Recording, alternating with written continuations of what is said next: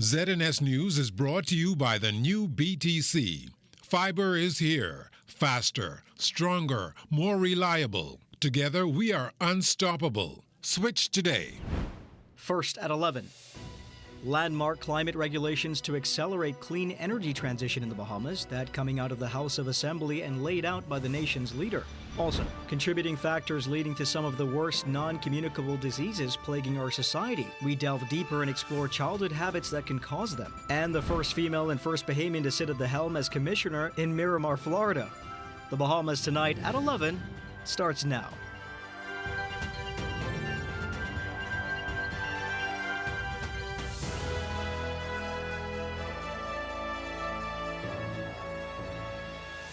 Good evening, everyone. I'm Royson Jones, and this is the Bahamas Tonight at 11. Welcome to the broadcast.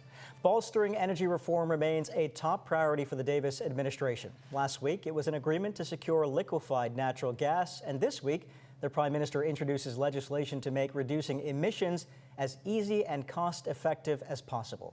Altavis Munnings leads us off tonight at 11 on what the government brands as landmark climate regulations to accelerate the clean energy transition. If you're among the residents using an LED light bulb instead of the old incandescent ones, then you've adapted the new climate-friendly technology the Davis administration is promoting. And governments also recognized this is a financially prudent method that can save individuals and businesses a lot of money. Prime Minister the Honorable Philip Davis tabling the Emissions Reduction Initiatives and Incentives Regulations Wednesday, which will be the first regulations enacted under the Climate Change and Carbon Market Initiatives Act. What's on the table models the 2022 Climate Change and Carbon Market Initiatives Act. Now, the first objective is to implement emission reduction initiatives and incentives, like a person or entity participating in a government-led emissions reduction initiative by applying to the National Emissions Registry. Like take a gas station, may register itself, and they may say, well, look, we would want to participate in this exercise. And they would have to record, example, how much fuel they're selling. They have to give information on the fuel they sell,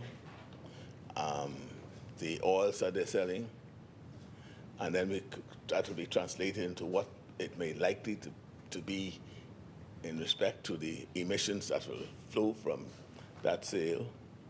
And then from that, we're able to keep account of what our contribution is to gas, to the greenhouse gases emissions. Focus will also be placed on reporting emission-related data and issuing emission allocations permits, which will even consider incentives for key stakeholders. Emission allocations ultimately allow for the permit holder to emit a defined quantity of pollution. If it is determined that an entity is a continuous high emitter, it will be noted that the emissions allocations may be issued after an assessment of the submitted emission data. To ensure transparency, the final mission entails recording and tracking the data-driven analysis and measurement, and then reporting that information to ensure the public is aware of the progress to reduce emissions. Government's goal is to reduce greenhouse gas emissions by 30% and achieve 30% renewable energy by 2030. And Prime Minister Davis is adamant that there is no way government can meet its climate change goals without a full buy-in from the public. Royston, back to you. Thank you, Altavis. Climate change, not the only unnerving reality here in the Bahamas. There's also diabetes, hypertension, cardiovascular disease, and kidney failure that are all said to be crippling the local healthcare sector. Studies show that these habits contribute to these diseases are actually formed during childhood. National data laying out this in the STEP survey. 40% of our teens and 71.6% of adults are overweight. That is why this administration is not shying away from the bold actions needed to safeguard our children and the next generation. Too much is at stake, and as a government, we must address this public health issue head on. Mr. Deputy, our health sector faces its most significant financial burden from the demand for tertiary healthcare services, predominantly driven by preventable non-communicable diseases. We are tired of seeing people losing limbs and losing their eyesight because of diabetes, uncontrolled hypertension, and vascular disease brought on by poor diet choices. According to Health and Wellness Minister the Honorable Michael Darville, that fight calls for robust health regulations, behavioral change initiatives, and dedicated national health promotion strategies. All this included in the Health Promotion and Wellness Bill, or as the minister sees it, life-changing proposed legislation that makes its way to Parliament after 3 years of research, a year and a half of collaborative work, and multiple stakeholder consultation. Also coming out of the House of Assembly this morning, legislation to safeguard the country's standing as a leading financial jurisdiction and ensure its compliance with international standards. Fern Carey has the details in this next report. During today's proceedings in the House of Assembly, Prime Minister and Minister of Finance, the Honorable Philip Davis, opened debate on a bill for an act to amend the Automatic Exchange of Accounting Information 2025. He noted that the amendments capture all attempts at circumvention and avoidance of the law as it relates to the Organization for Economic Cooperation and Development, OECD's Common Reporting Standards on Tax Evasion. The amendments are also expected to prevent the Bahamas from being placed on the European Union's list of non-cooperative jurisdictions for common reporting standards in 2026. He acknowledged that not all countries are playing by the same rules. Some countries end up on a blacklist, like we were, and the gray list, while others seem to escape that fate, despite the same or inferior compliance records. Yes. That's why I had to say on the international scene on several occasions, take your knee off our neck. Yes. Right.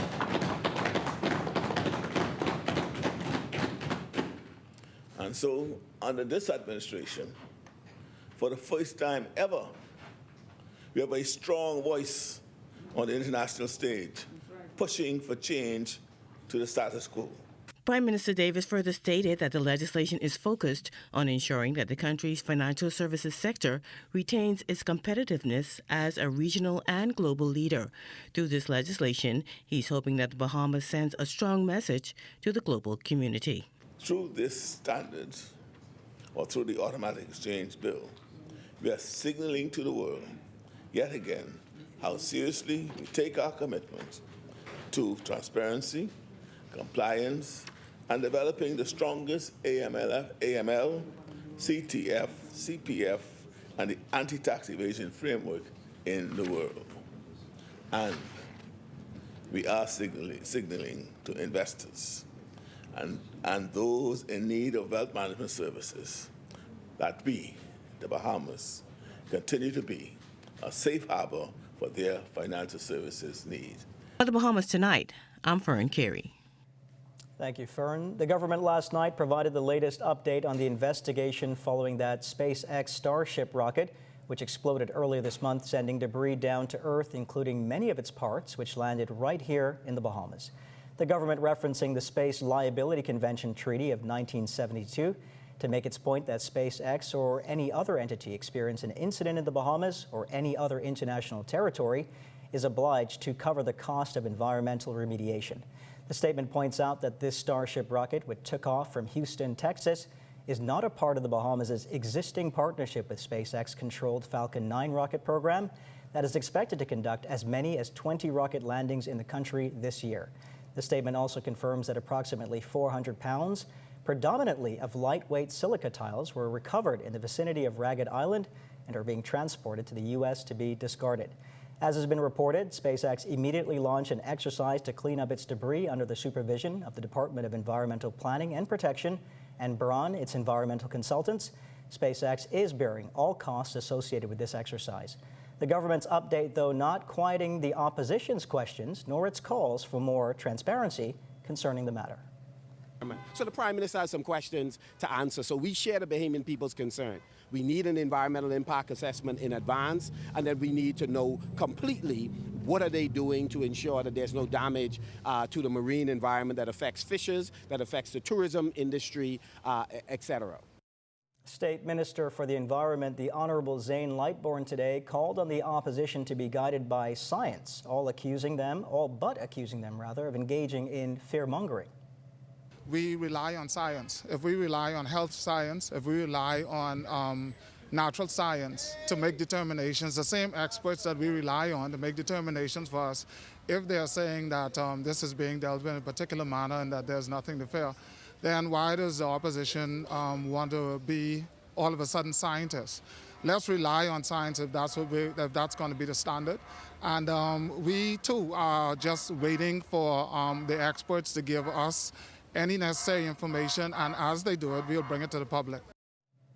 After more than 10 years without a United States ambassador, American President Donald Trump's nominee's application was received in the U.S. Senate on Monday and referred to the Committee on Foreign Affairs. Football star Herschel Walker is set to become the next U.S. ambassador extraordinary and plenipotentiary to the Commonwealth of the Bahamas. The 63-year-old who won the 1982 Heisman Trophy at the University of Georgia was tapped by President Trump in December to become ambassador to the Bahamas.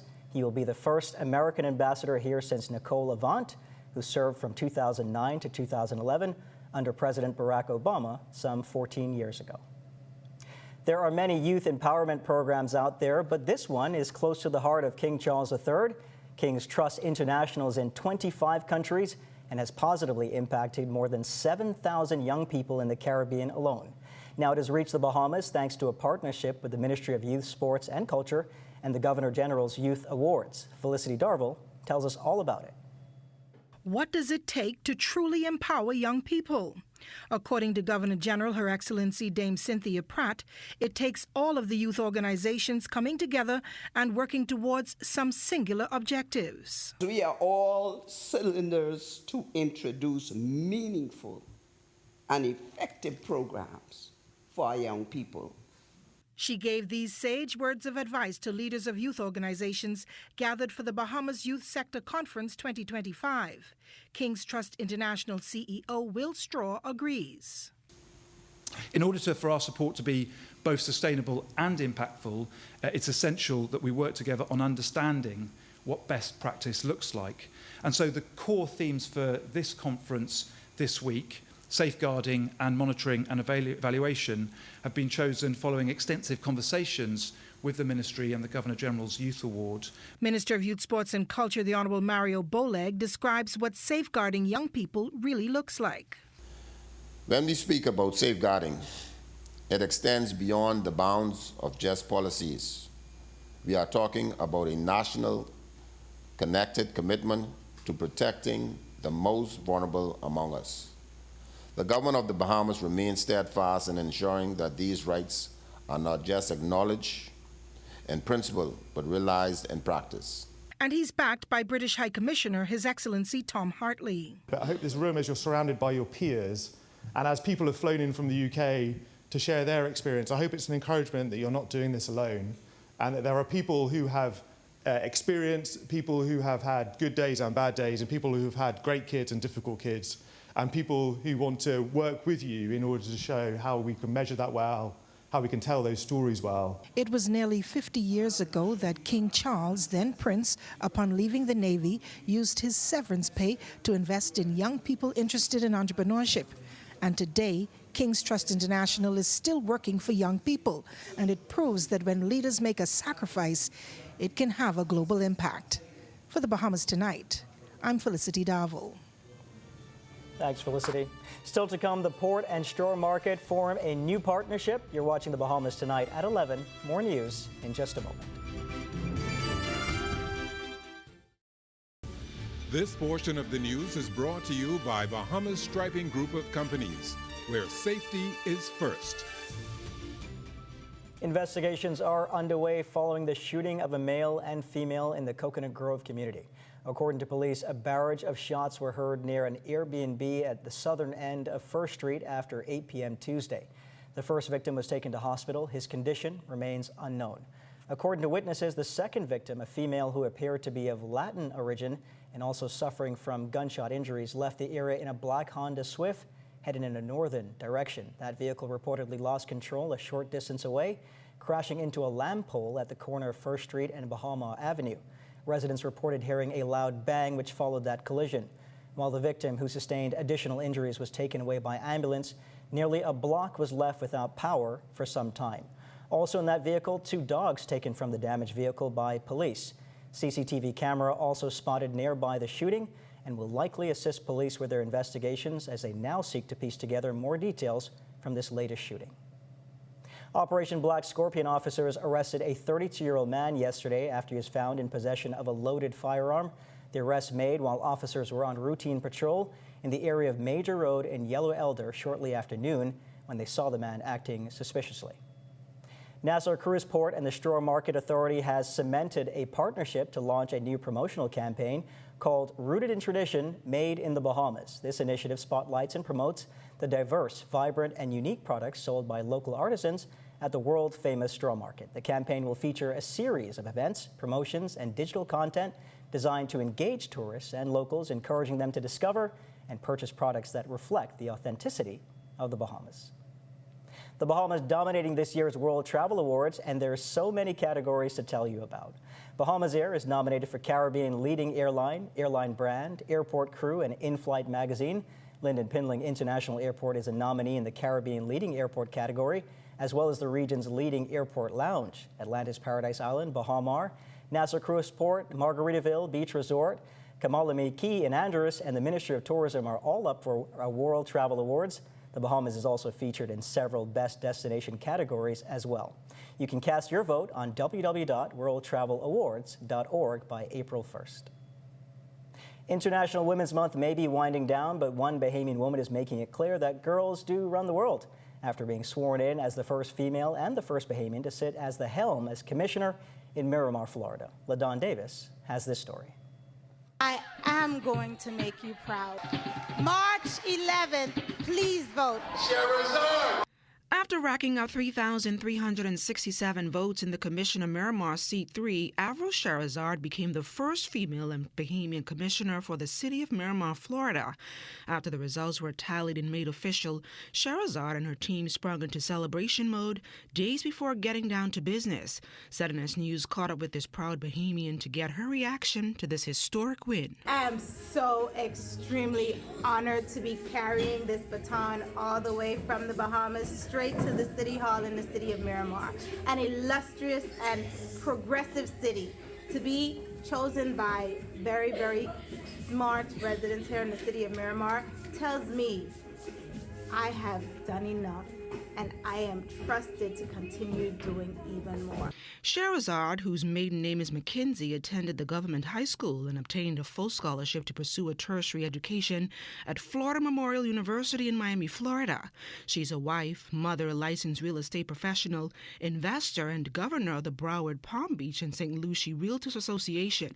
The commissioner says she's ready to execute a vision for a better city of Miramar. Over the past years, while I've been a resident of the city of Miramar, I made it a point to engage officially with the persons who lead our city. Become very, very, very well acquainted with them, very well acquainted with the government and how our city is run. I got inspired because I realized that there are opportunities for change in our community, and I thought I would be that change I wanted to see in City Hall.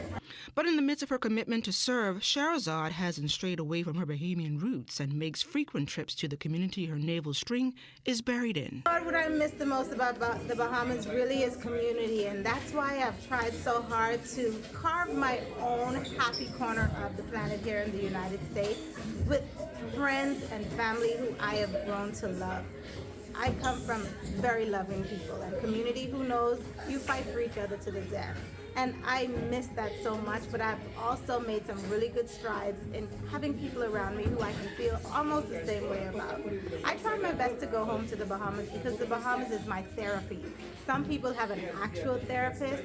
I go home to those turquoise waters, that conch salad, that stew fish, and that family that raised me to be as loving and caring and strong as I am today. Avril Cherasard was officially sworn in as the commissioner of the city of Miramar at a special reception on Monday, March 17th. For the Bahamas Tonight, I'm LaDon Davis. Thank you, LaDon. Final preparations are underway for this weekend's Junior Junkanoo Parade on Eleuthera. Fern Carey tells us that students are stepping up practices and costume designers are working around the clock to be ready for the big event. With just hours left before Junior Junkanoo unfolds on Eleuthera this weekend, students across the island are busy perfecting their dance moves and fine-tuning their music, all in the hopes of securing first place and bragging rights in the cultural extravaganza. Teachers Katrina Monroe and Antoinette Curry say the excitement among students and residents is building as the big day approaches. Our theme is the wonders of the Bahamas, so you will see a lot of bright colors. We're gonna be displaying, like, you know, Eleuthera is known for pineapple, so you'll be seeing a lot of the Afami Islands joining into this. Many persons and tourists come to the Bahamas just for visit or say sun, sand, and sea. We just want everybody to know the Bahamas, which is a chain of islands, is more than just sun, sand, and sea. Ms. Monroe noted that there were some issues getting Junkanoo materials on time to finalize preparations. The beginning, getting the materials here, but they're on their way. Most of the things are already here, and also trying to maneuver with the other gentlemen who do all the crafting and building. They were busy with other schools trying to help us out. Meanwhile, costume builders are working around the clock to complete the finishing touches on their creations. It's 4 pieces for James Siston, 4 pieces for Governor's Harbor. This piece here is for Governor's Harbor School. This is Aberco Lighthouse. I'm here working feverishly trying to get all of the costumes ready for both Governor's Harbor and Deep Creek Primary School so that they will have a very good chance of being successful in the parade. And along with me is my natural repellent. I have cedar bud trash and coconut trash burning in order to keep the sandflies and mosquitoes off of me. And I'm going to do whatever I can to make sure that happens before Friday so that they would be comfortably ready and prepared to do what it is they have to do to win the parade. The Junior Junkanoo Parade gets underway in Eleuthera on Friday, March 29th. Fern Carey, ZNS Network News. Of course, good luck to all the organizers, parents, and participants over on Eleuthera. It should be a spectacular event. Amajal Knowles has a look at what's coming up in sports tonight. Amajal? Devin Charlton honored after her medal-winning performance. Details of that story and more coming up in sports.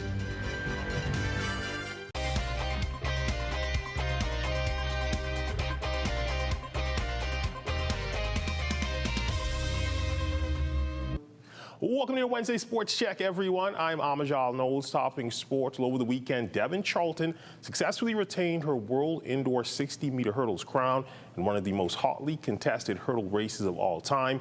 Devin prevailing in a season's best time of 7.72. Today, the 3-time global medalist, along with several other members of the Bahamas' World Indoor team, receiving a hero's reception over at the Cricket Club. Devin walks us through a gold medal-winning race. I kind of had a second of reality where I'm just like, I'm not where I want to be or prefer to be physically. And so I kind of had to rely on my mentality, my headspace, my instinct. And so going into the call room for the final race, I'm just like, I just have to do what I know how to do, and that's execute a good race. I think I knew that's what it would have. Charlton on the feeling of now being a 2-time champion. It was a crazy feeling because going into the meet itself, there was a lot of talk about, since it was so far and in China, it was going to be poorly intended. But of course, the women's hurdles, we always show up all the time. And so when I start to see the names that were going to be there, I'm just like, okay, I'm going to have to work a little bit more for this one. And then seeing my name pop up was kind of surreal. Still in a little bit of disbelief because I'm just looking at how my season went and versus like how the race turned out. You have to be kind of a little bit delusional, thinking that I could go in running the way I was and come out a world champion. So, but you embrace the delusion. And hurdler Denisha Cartwright also spoke about competing in her first World Championships. This is my first time at Worlds. It was a great experience, a learning experience, and just excited to be representing Bahamas on the big stage. Looking forward to representing for sure in 2028 and in Tokyo, Worlds Outdoor. Only looking to put my best foot forward there, so grateful, blessed. It was also revealed that one of the biggest events in track and field will make its return to the shores of the 242. The World Athletics World Relays Bahamas 2028 is set for April 22nd to the 23rd, 2028 at the Thomas A. Robinson National Stadium. The first three editions of the World Relays were held in the Bahamas in 2014, 2015, and 2017. The global spectacle returned to the country in 2024. No other nation has hosted the World Relays more than once. Track news, the Bahamas Coaches Association's election was held this weekend at the Ministry of Youth, Sports, and Culture. A look at the new board. Duran Lightbourne voted in as the new president, James Roll, first vice president, and Kyle Higgs, the second vice president, Macalo Strawn, the treasurer, Sherry Francis, the secretary, Nikita Sayers, the assistant secretary. The rest of the board will include Samson Colebrook, Diane Britton, Andrew Tynes, and Jameson Pratt. From the association, Kai Jones continues to make the most of this late season run for the Dallas Mavericks. A perfect night from the field and a win for the Mavs in their most recent matchup. Jones finished with 13 points on 5 of 5 shooting from the field and added 9 rebounds. The Mavericks' 120-103 win over the Brooklyn Nets at the Barclays Center. Since he signed his two-way deal in late February, Jones has been one of the most consistent standouts in the Mavericks' short-handed front court. Through 4 games, he's averaged 15 points and 8 rebounds in just about 28 minutes per game. More importantly, the Mavs are 2-2 during that stretch. Dallas improving to 35-37 in a tight playoff race with the Phoenix Suns for the final Western Conference play-in spot. That's a look at your sports on this Wednesday. A check on weather when we return.